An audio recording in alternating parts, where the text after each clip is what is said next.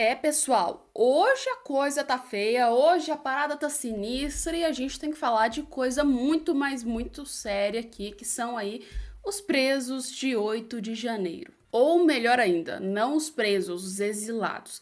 Galera, a Argentina pode estar travando uma briga séria com o Brasil, uma briga muito séria mesmo. E sem contar que Javier Milei já começou a estreitar laços com outros países. E se Javier Milei prepara, pode dar uma mudada aqui na América. Vamos falar que hoje a gente tem muita, mas muita coisa, inclusive a fala do Silas Malafaia, que foi extremamente polêmica, e a do Bolsonaro sobre a jornada 6x1. Bora lá? Vocês lembram que um pouco tempo atrás aconteceu aquele caos no STF, né? Onde o cara pegou uma bomba e foi para a porta do STF com o intuito de atacar Alexandre de Moraes, de criar aquele caos no STF. Poderia ter machucado alguém, mas aquela proporção daquele caos que rolou acabou ficando um nível estrondoso. Porque, como vocês estão vendo na imagem, obviamente ele não conseguiu nem entrar dentro do STF. E outra, né? Ele estava aí, sim, com bombas e atirando aí perto da estátua. Mas isso não vem ao caso. O importante é que ele acabou, assim, né, vindo a falecer, né? É a parte principal dessa história. E também ele era um apoiador do Jair Bolsonaro, né? Segundo as informações que colheram, porque o cara teria então um boné com o slogan do Bolsonaro e outras coisas também que já garantiam isso, como por exemplo a candidatura dele dentro do PL, né? Então a gente já viu que ele era uma pessoa de direita, mas isso não vincula absolutamente nada dele ser uma pessoa de direita, muito menos com o 8 de janeiro ou então com Bolsonaro, né? A gente tem que ter a noção sobre isso. Porém, a esquerda utilizou desse fato que aconteceu no STF como um mecanismo para literalmente atacar a direita, dizendo que todas as pessoas da direita são extremistas e que praticamente agora, principalmente, precisa de uma repressão maior a esse extremismo. Não tira o fato, com certeza, de que ele estava errado, obviamente, porque poderia ferir outra pessoa que estava lá, independente de quem seja, e também, querendo ou não, isso aí é um fato que acaba sendo, de certa maneira, um pouco um ato de terrorismo.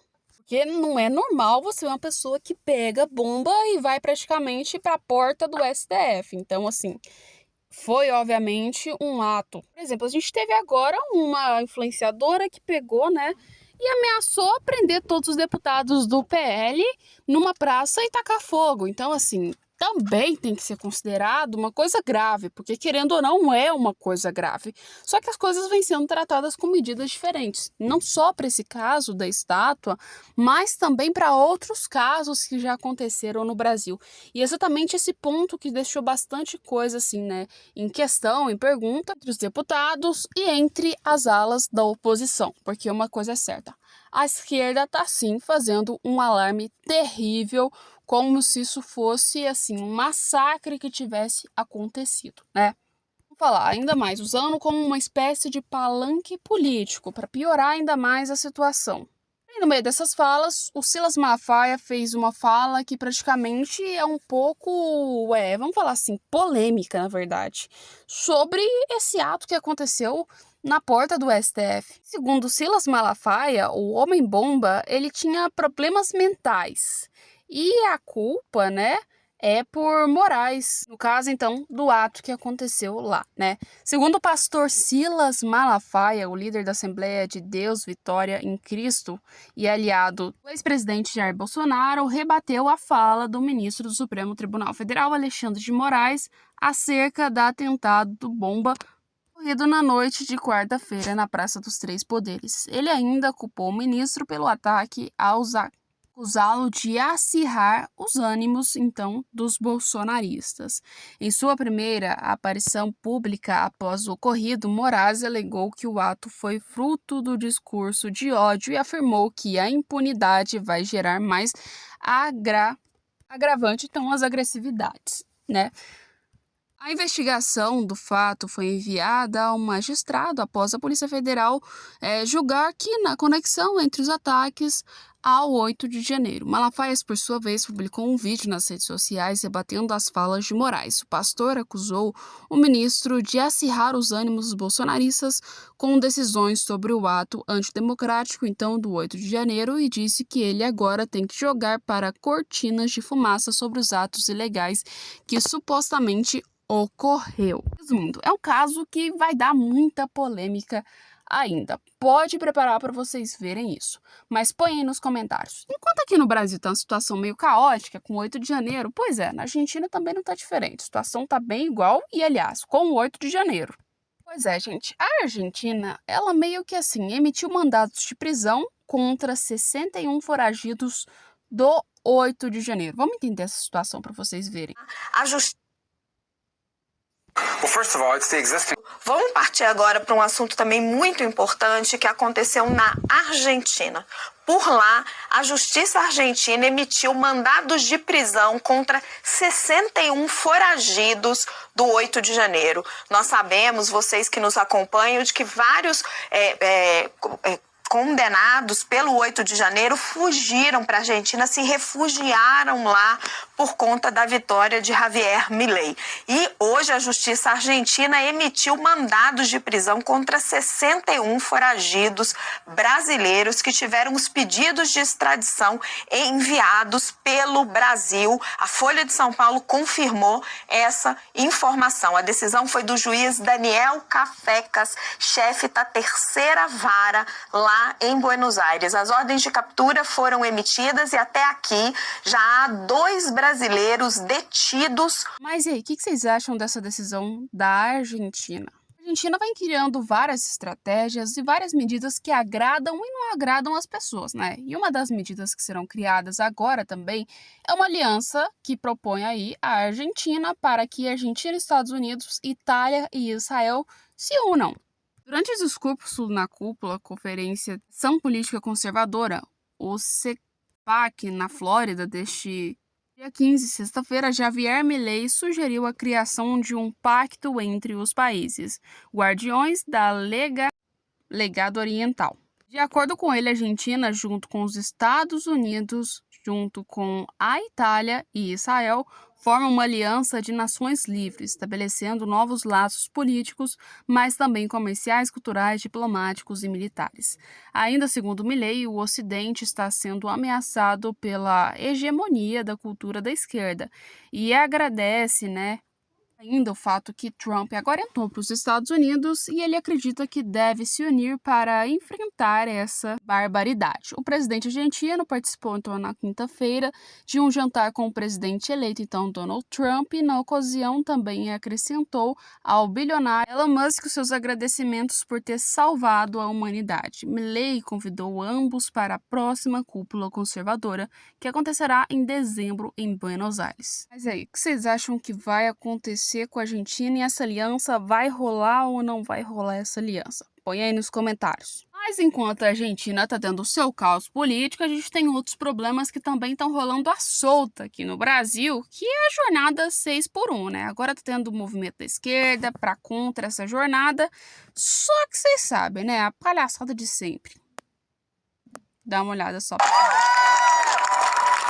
Não teria! Ninguém é grande sozinho! Hoje, essa PEC avançou para ser tramitada, mas o Congresso está lotado dos nossos inimigos de classe. E daqui para frente, só vai depender da mobilização popular arrancar uma conquista histórica que pode ser essa redução de jornadas. A pergunta é, o que motivou vocês virem aqui na Paulista hoje, no feriado, para protestar? Acho que em confraternização com todo mundo aí que tá sofrendo na 6x1. Eu já trabalhei 6x1 numa padaria e eu tive até problemas físicos gerados pelo excesso de peso que eu carregava todos os dias. Você trabalhar praticamente de segunda a segunda, sem descanso, é muito prejudicial. Eu só fiquei um mês, um mês de experiência, porque eu não aguentei, mas pela empatia das pessoas que ficaram na padaria. vocês aproveitaram uma pausa para entrar no shopping aqui. Tomar um café? Mas vocês não sentiram empatia com alguém que está trabalhando em pleno feriado vendendo café? Mas daí não seria uma hipocrisia aproveitar do serviço deles que estão trabalhando no feriado? Eles têm que trabalhar, né? Aí vocês aproveitam dessa opção.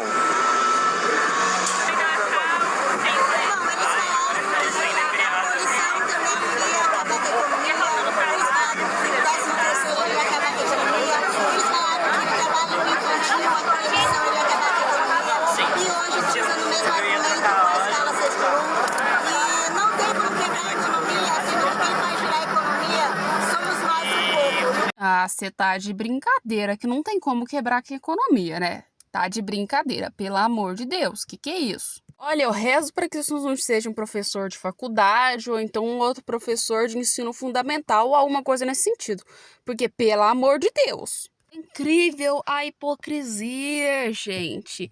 Você tá vendo, né? Eles lá aproveitando do cafezinho de quem tá trabalhando agora, né? No dia enquanto eles estavam manifestando, aí tá tudo bem. Mas quando a gente pode falar que é para eles trabalharem, aí não pode, aí direitos humanos está sendo quebrado, aí é o diabo a quatro, né? Resumindo, a escala 6x1 é um problema, eles querendo quebrar com ela. Por quê? Porque vai quebrar a economia, gente. E não só a economia, vai fazer também com que os preços fiquem mais altos dos produtos. Ou seja, tá todo mundo lascado. Isso aqui não vai dar certo, vai dar errado. E é óbvio, qualquer pessoa com mais de 2 neurônios sabe que isso aqui vai dar errado, né? É tanto que o povo tá apoiando uma proposta que já começa com um erro básico de matemática. Aí vocês acham que vai acontecer o quê? Vai dar certo? Não vai dar certo isso aí. Outra coisa que eu não entendo, por que toda manifestação da esquerda a galera tem que tirar a camisa? Que rolê doido é esse da esquerda, hein? Já que a gente tá falando da escala 6x1, o Bolsonaro também fez uma crítica, falando que tal um salário mínimo de 10 mil. Uma crítica que, na minha visão, não foi tão legal e que também poderia ter usado muitas outras palavras para explicar a escala 6x1 por ser uma opção extremamente ruim.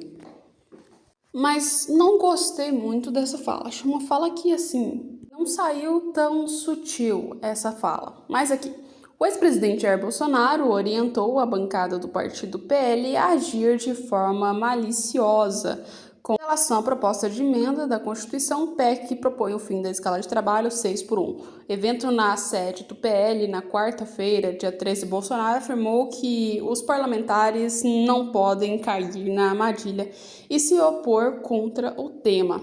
Quem disse, então, opinião pública. Durante o discurso, o ex-presidente disse que a medida traria prejuízos à economia, mas que não é necessário ter cautela se opor à PEC definida por ele como areia movediça.